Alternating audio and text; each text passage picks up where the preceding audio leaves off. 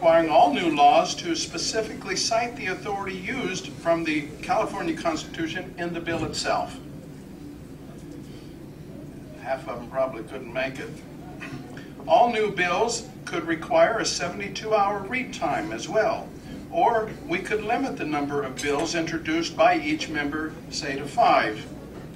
One that I especially support is limiting the number of pages of each bill from thousands or hundreds, in some cases, to less than 25, or some such more reasonable number. It might then actually be read. After all, the Ten Commandments is but 1 page, and the Constitution, accepting the amendments, is but 4. The new bill might also cite any special interest group involvement in the writing of the bill. We need to know who writes these things. And sunset clauses would be nice, having the new law self-destruct in 25 years unless completely reintroduced. Outdated laws then simply disappear. Some support a part-time legislature, which was what we had prior to the 60s, which reduces the time the legislature actually makes rules for us. We understand, as did the Founding Fathers, that the more rules made over us, the less freedom to manage ourselves, and that was the cause of the American Revolution, excessive government. Essentially, the more rules made, the less free we are, until we recognize one day that we are no longer free. We are getting dangerously close to that day. It is my understanding that the past California legislative session imposed more than 500 new rules on our behavior. Congress gives us an equal number, and our unelected bureaucracies some 90,000 pages of rules and regulations a year on the federal level alone. They're printed in the Federal Register. We want fewer rules, not more. My support for a part-time legislature, however, is qualified. Should you wish to know those qualifications, please ask me about it during our question and answer portion of this presentation, and I will explain. Mostly, California should show sister states how to live within its means. We must end our addiction to debt. We must have a Graham-Rudman-Hollings bill, or better yet, a proposition that forces a balanced budget. If we cannot afford it with present revenues, then the answer is no. Or another equally costly program must be sacrificed instead. No exceptions. Our soldiers must be willing to stay in session till hell freezes over to avoid moving our debt to another generation.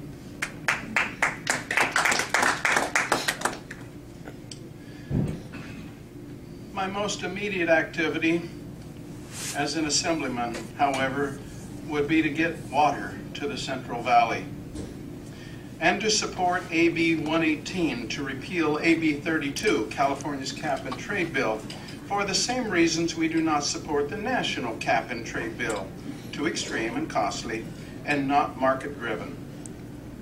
Simultaneously to that, I would lead the fight to rescind AB 962, which places limitations on handgun ammunition purchases.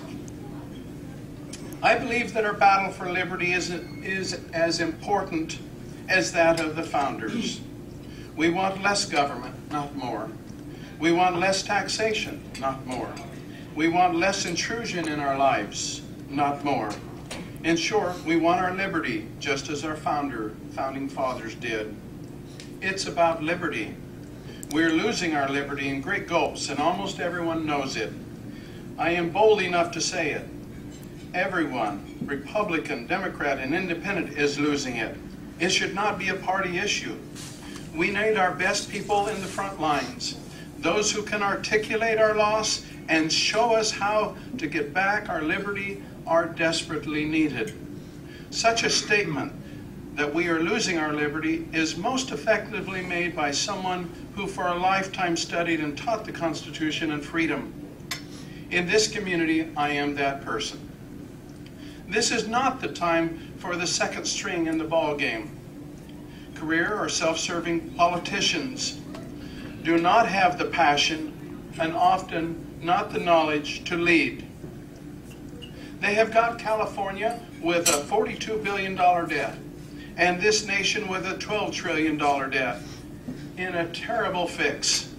People like me have to leave fine jobs to help fix things. To retain your liberty, we must again embrace the Constitution, which houses the philosophies of limited government, fiscal responsibility, and the benefits of the free market. Philosophies enabling us to be the freest, most prosperous people on earth. I tell my students, have you wondered why? At least 90% of all inventions on the planet have come from this geographical area we call the United States, including Alaska and Hawaii. Why we didn't have the airplane 2,000 years ago, and et cetera, et cetera, et cetera. And they don't know. They don't know. And then I take them over to the U.S. Constitution, which is on the wall, and I point out the clauses that frees us more so than at any other time in the history of this planet. And freedom causes incentive, which results in creativity, which results in tools, and there is a direct link. The founders had the answers then and today. History has shown that we will lose both liberty and prosperity as we depart from this formula. It is as simple as that. It is not enough to just say no to economically crippling or freedom-limiting legislation. The statesman will show us the way out of the mire we have created as well. Put me in, coach. I am the only candidate now running that can lead the way. This message is not new, and I'm not unique. The founders articulated it in 1776 and implemented it into the Constitution in 1787. And we must institute it in 2010. There is no Republican liberty, Democratic liberty, or independent liberty. Liberty is for everyone or no one. Please join me in making this so. I am not looking for a career. I already have a nice one, where I'm very happy. Nor do I care about fame, fortune, or even popularity. I'm in it for our grandchildren. How can I not volunteer when their liberty inheritance is being wasted away by the politicians even before their birth? The dam is about to break. I've got to grab a shovel and run to the front. The career politicians have us in such a fix. We need to reduce the number of rules emanating from Sacramento, not increase them. Grab your shovels and join me. How much is liberty worth to you? Finally, when I was young, I so admired the signers of the Declaration of Independence when I learned what they had to give up for their freedom. And I wondered if I would have been part of the 1/3 who understood freedom and fought for it, or the 2/3 who were neutral or fought against it. Would I have been a Tory or a patriot?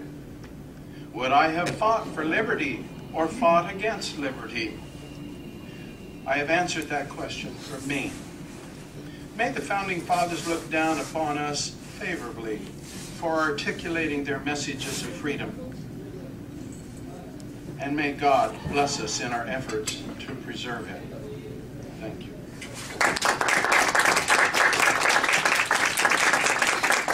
So tell us about a limited legislature. One of the problems that we have with government is they meet too often. And when they meet, they think that they're there to make new rules for us. And they pile them up. And we don't know how many rules Congress has made for us. We know we have at least 40,000. That's problematic too, because then when they decide to enforce the rules, they can pick and choose. Rules that could be dead for a long time, revived against you.